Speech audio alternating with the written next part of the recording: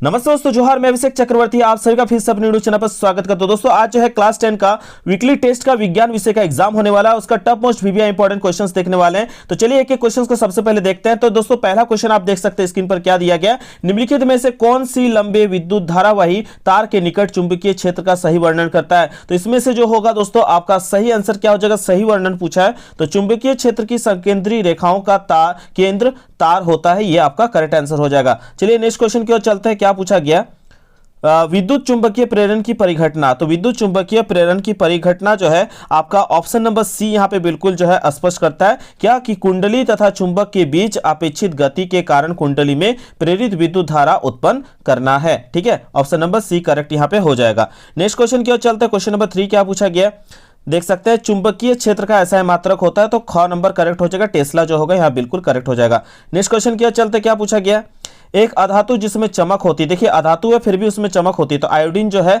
अधातु है लेकिन फिर भी क्या होती है, उसमें चमक होती है। यानी धातुओं में ये अपवाद है और एक अधातुओं में भी एक अपवाद है कि अधातु हम जानते हैं कि चमकीला नहीं होती है, जबकि आयोडीन क्या होती है, चमकीला होती है। और यह भी क्वेश्चन पूछा जाता है कि वह कौन सी अधातु है जो अधातु होते हुए भी जो क्या करती है, विद्युत का सुचालक होती है, तो वो है आपका ग्रेफाइट, याद रखिएगा। ठीक है, चलिए नेक्स्ट क्वेश्चन की ओर चलते हैं। क्या पूछा गया, धातुओं के ऑक्साइड सामान्यतः होते, देखिए अधातु पूछा है यहाँ पे, अगर धातु बोलता तो होता क्षारीय, अधातु बोला है दोस्तों तो यहाँ पे हो जाएगा आपका अम्लीय गुण वाले होते हैं। कैसे होते हैं, अम्लीय। यहाँ अधातु बोला है, कभी कभी हम लोग हड़बड़ी में गड़बड़ी हो जाता है। ठीक है, तो यहाँ अधातु दिया हुआ है, अधातु का जो ऑक्साइड होते हैं सामान्यतः कैसे होते हैं, अम्लीय गुण वाले होते हैं। अधातु पूछता तो क्षारीय। ठीक है, नेक्स्ट क्वेश्चन की ओर चलते हैं। क्या पूछा गया क्वेश्चन नंबर 6 में, निम्नलिखित में से गैर परंपरागत ऊर्जा के स्रोत है।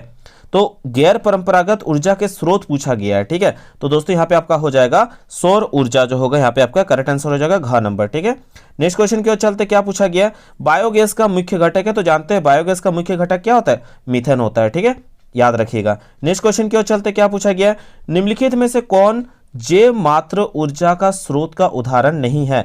तो कौन जो है नहीं है दोस्तों, यहाँ पे पूछा गया, तो याद रखिएगा यहाँ पे नाभिकीय ऊर्जा जो होगा यहाँ पे आपका करेक्ट हो जाएगा। ऑप्शन नंबर ग बिल्कुल करेक्ट है।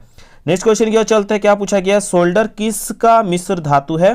तो याद रखिएगा दोस्तों सोल्डर किसका मिश्र धातु है, सीसा एवं टीन का, तो ग नंबर यहाँ पे आपका करेक्ट हो जाएगा।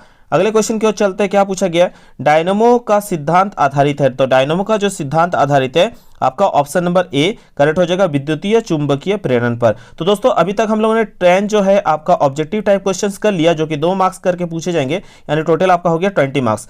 तो दोस्तों आगे हम लोग अब सब्जेक्टिव क्वेश्चन का आंसर्स देखते चलते हैं। आप लोग किस किस सब्जेक्ट में दिक्कत होती है नीचे कमेंट कीजिएगा, आप लोग को उसी सब्जेक्ट का तैयारी धुआंधार तरीके से कराया जाएगा। तो दोस्तों आगे देख सकते हैं हम लोग सब्जेक्टिव टाइप के क्वेश्चन। क्या पूछा गया, आघातवर्ध्य एवं तन्य का अर्थ बताइए। तो आघातवर्ध्य धातुओं का एक प्रकृति होता है जिसमें आघातवर्ध्यता और तन्यता का गुण होता है। तो आघातवर्ध्यता का मतलब ऐसा गुण जिसको हम पीट कर क्या कर सकते हैं, चादर बना सकते हैं। तो देखिए क्या लिखेंगे आंसर में, कुछ धातुओं को पीटकर चादर बनाए जा सकते हैं, यही धातु का क्या होता है, आघातवर्ध्यता कहलाता है। तो तन्यता क्या होता है दोस्तों, याद रखिएगा, कुछ धातु को पतले तार के रूप में खींचा जा सकता है, ऐसी धातु को क्या कहते हैं, तन्य कहते हैं, याद रखिएगा। चलिए नेक्स्ट क्वेश्चन की ओर चलते। क्या पूछा गया 12 नंबर में, उभयधर्मी ऑक्साइड क्या होते हैं, उदाहरण दे। तो वैसे ऑक्साइड जो अम्लीय और क्षारीय दोनों गुण को प्रदर्शित करते हैं उन्हें उभयधर्मी ऑक्साइड कहते हैं। कैसा, अम्लीय और क्षारीय दोनों गुण जिसमें होता है वो उभयधर्मी कहलाता है। जैसे एल्युमिनियम ऑक्साइड, ठीक है, Al2O3 याद रखिएगा, और एक होता है जिंक ऑक्साइड जिसे हम ZnO कहते हैं। ठीक है, उदाहरण भी दे दीजिएगा। चलिए नेक्स्ट क्वेश्चन की ओर चलते। क्या पूछा गया, जीवाश्म ईंधन क्या है, जीवाश्म ईंधन की क्या हानियां हैं। तो वे ईंधन जो जीवित जीवों के मृत अवशेषों जीवाश्मों से बनते हैं वे सभी जीवाश्म ईंधन कहलाते हैं। जैसे कोयला, प्राकृतिक गैस, पेट्रोलियम, ये सब जीवाश्म ईंधन के उदाहरण है। ठीक है, इसके हानियां क्या क्या है इसको भी याद रखिएगा। जीवाश्म ईंधन की हानियां है, जीवाश्म ईंधन ऊर्जा के अनवीकरणीय स्रोत है। यदि हम इन ऊर्जा स्रोतों का उपयोग इसी दर से करते रहेंगे तो इनके भंडार में शीघ्र ही क्या हो जाएगा, समाप्त हो जाएगा, और इनके जलन से जो है पर्यावरण काफी ज्यादा दूषित होने लगेगा। और आप जानते हैं कि इससे क्या होगा, जो CO2 है, कार्बन डाइऑक्साइड का मात्रा जो है बढ़ने से ग्रीन हाउस का प्रभाव काफ़ी ज़्यादा बढ़ जाएगा, और जीवाश्म ईंधन के जलने पर जो है अम्लीय वर्षा होना स्टार्ट हो जाएगा। इसी अम्लीय वर्षा के कारण जो है संगमरमर का जो है ताजमहल वो क्या पीला रंग का पड़ गया, और हमारे जल तथा मृदा संसाधन भी काफ़ी ज़्यादा क्या होगा, इससे प्रभावित होगा। ठीक है, तो ये पॉइंट्स आप लिख दीजिएगा, फाइनल एग्जाम के लिए काफ़ी ज़्यादा इंपॉर्टेंट है। चलिए आगे एक मोस्ट वीबीआई क्वेश्चन जो बार बार जैक की तरफ से पूछा जाता है, रिपीटेड क्वेश्चन। ये क्वेश्चन आपका क्वेश्चन बैंक में भी दिया गया है। चुंबकीय क्षेत्र रेखाओं के मुख्य गुण लिखिए। तो चुंबकीय क्षेत्र रेखाओं के मुख्य गुण निम्नलिखित है।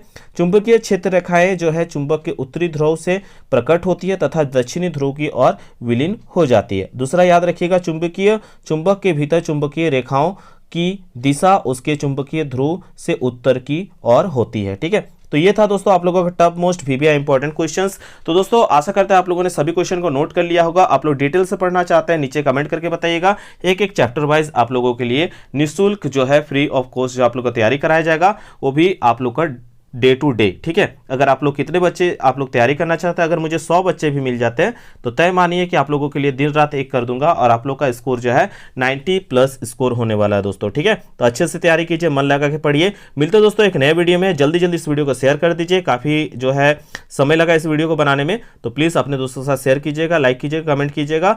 और मिलते हैं दोस्तों एक नए वीडियो में, तब तक के लिए धन्यवाद। जय हिंद, वंदे मातरम।